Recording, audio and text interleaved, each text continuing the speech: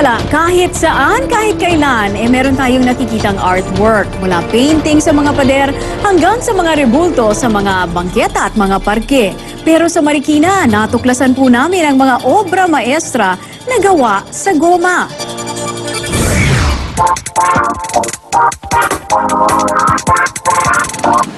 Sa Marikina, hindi lang puro sapatos at mga tsinelas ang makikita.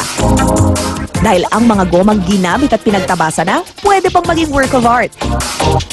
Dahil sa nauso ang Transformers, nabuo sina Optimus Prime at Bumblebee, pati ang mga video game na Angry Birds na buhay. Sa mga mahilig sa Star Wars at sa cute na si Wall-E, tiyak mawiwi ang mga likha ni Marikina rubber artist Mark Cerezo. Ang rubber kasi flexible. Madali siyang hulmahin, madali siyang gupitin, madali siyang idikit, tsaka marami siyang kulay, colorful.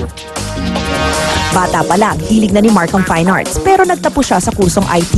Kakulangan sa perang dahilan ni Mark kaya naiba ang kanyang kurso. Pero tulad ng kanyang mga goma, kahit anong pihit o hatak ang gawin niya sa mga computer, maarte pa rin siya.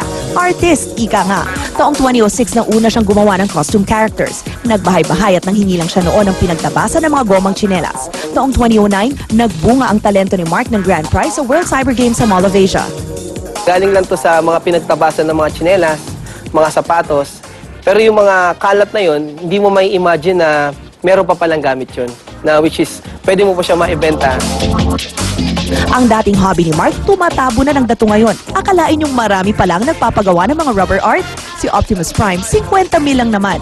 Pero ang maganda sa kwento ni Mark, ang kanyang kagustuhang may bahagi ang kanyang talento. Itinuturo niya sa mga kabataan sa iba't ibang bahagi ng bansa ang kahalagahan ng pag-recycle at paggawa ng kanyang mga obra.